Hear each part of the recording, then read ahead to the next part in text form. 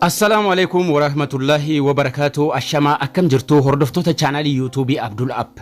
Akkaataa monetization YouTube itti gootan bara 2023 seera haaraa isaa waliin YouTube monetization haala kamiin guunna video jedhu tokko isinii qabadhee dhufeen jira. Hiriyoota keessanii share gochuudha akkasuma warree haaraa taatan maatii ta'uudha. Akkasuma like tuquu hin dagatinaa isiniin jedha. Egaan gara barnoota keenyaatti yeroo dabarfannu YouTube monetization guutuudhaaf YouTube Studio Google Chrome irra seentanii mallattoo doolaraa tuquun gara fuula dura deemuudhaan haala kamiin akka apply goonu waliin ilaallaa jechuudha. Chrome irra haala kamiin akka seenamu kana hundaa ni beektu barnoota duraanii keessatti yeroo baay'ee deddeebi'ee agarsiisan ture.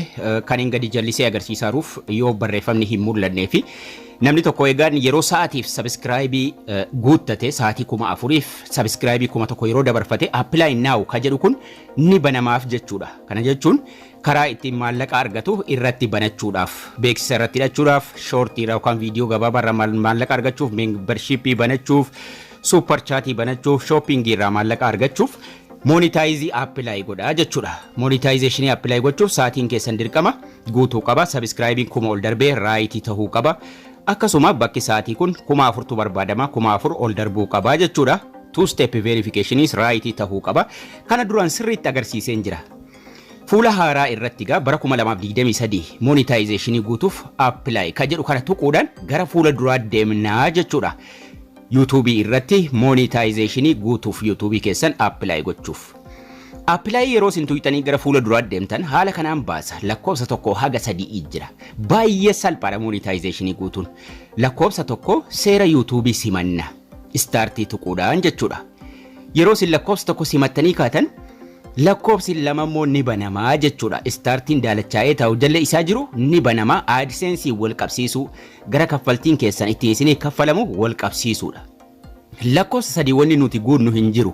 YouTubein video ilaale monetization itti nu simachuu qofa. Kanaafuu startii magariisa lakkoofsa tokko jala jiru step tokko jala jiru tugna.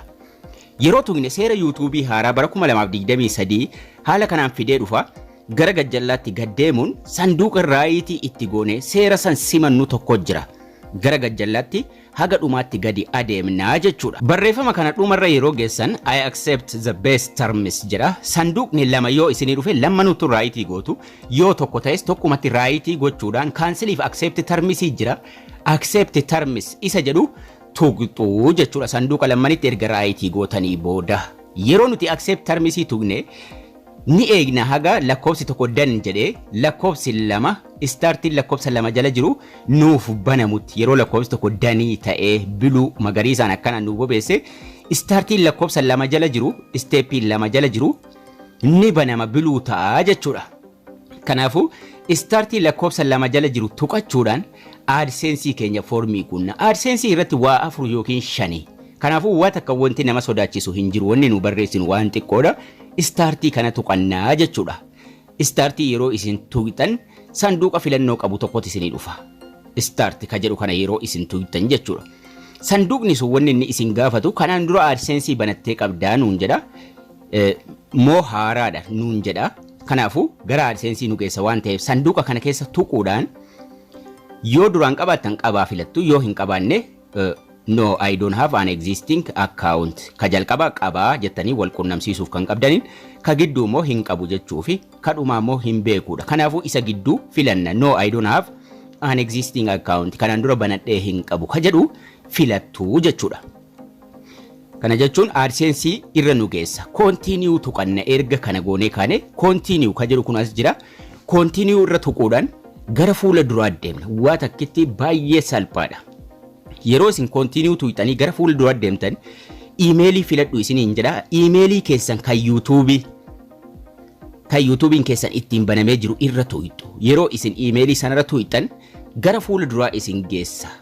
Gara fuula duraa geessuudhaan emailii keessan gubbaa ka'e AdSense Google AdSense sign up isiniin jedha. Linkii YouTube keessanii jalatti ka'a. Fuula kanarratti waan baay'ee miti wanni nuti guunu. Yeesii qofa filachuudhaan biyya keenya filannaa jechuudha amma.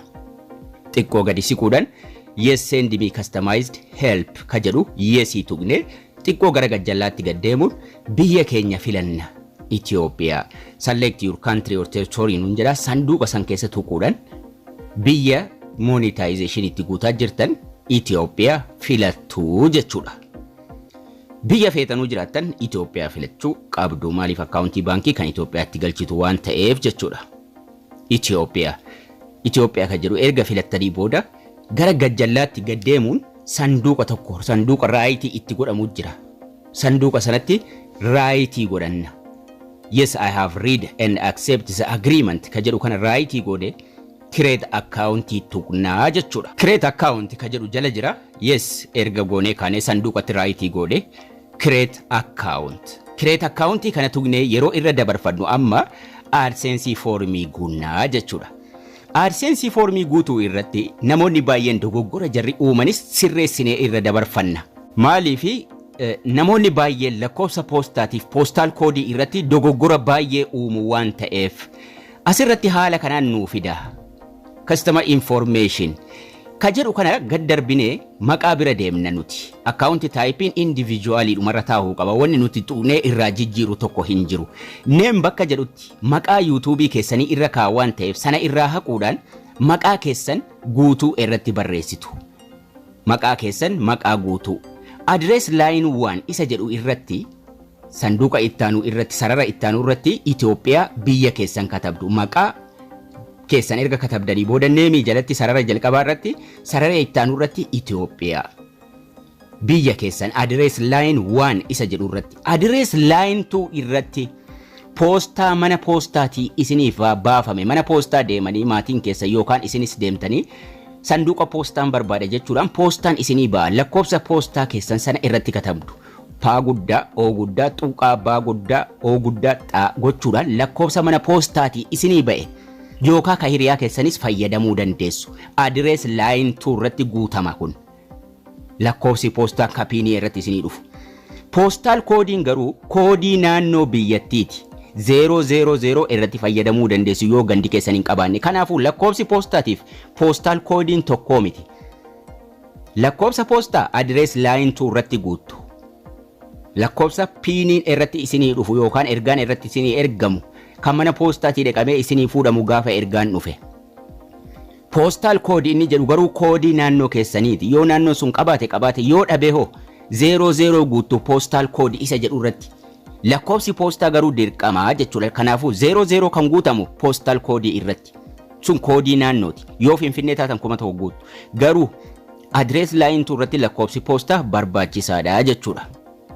Sanaan booda town or city ka jedhu irratti maqaa magaalaa keessanii irratti katabdu jechuudha. Magaalaa bakka poostaan sun irraa baafame. Magaalaa poostaan sun irraa baafame irratti guutuu jechuudha. Kanaafuu garaagarummaa isaa dirqama beekuu qabdu. Maqaa guutuu barreeffattu jalqaba. Sanaan booda Itoophiyaa address line 1 irratti. Address line 2 irratti immoo lakkoofsa poostaa mana poostaatii isinii bahe. Isa ittaanu irratti postal koodii yoo Finfinnee taatan fakkeenyaaf 1000 guuttattu yoo hin taane garuu irra caalaan isaa 004. Town city irratti magaalaa poostaan irraa bahe. Sanaan booda lakkoofsa bilbilaa optionalidha yoo barbaadan ni guuttu yoo barbaadan ni dhiiftu. Lakkoofsa bilbilaa guutuu qabnaan garuu ka Itoophiyaa guutaa ka abbaa fedhee haa ta'u malee ka biyya alaa irratti guutuu hin qabdanii jechuudha. Kanaafuu haala kanaan irratti guutuu qabdu. Lakkoofsa poostaatiif postal koodii addaan baafattanii beekuu qabdu jechuudha. Maqaa guutuu maqaa biyya keessanii Itoophiyaa sadaffaa irratti poostaa quxurii lakkoofsa poostaa sanduuqa xalayaan irratti isiniif ergamu. Sanaan booda post koodii irratti barreeffattu jechuudha. Yoo Finfinneen taane 00. Sanaan booda town city magaalaa poostaan irraa bahe. Kanuma qofa kan monetization YouTube irratti guutamuu jechuudha. Erga kan haala kanaan guuttanii kaatanii lakkoofsi barbaachisaa miti. Guunnaan garuu ka Itoophiyaa guuttu sanaan booda submitii tuyxuu jechuudha. Submit ka jedhu kun jala jira. Submitii sana tuyxu. Ni eeydu haga inni gara YouTube'itti ofiin isin deebisutti. Redirect to YouTube isiniin jedha. Gara YouTube isiniin geessaa isiniin jedha. Yoo barbaadan redirect to rakkina takka hin qabu.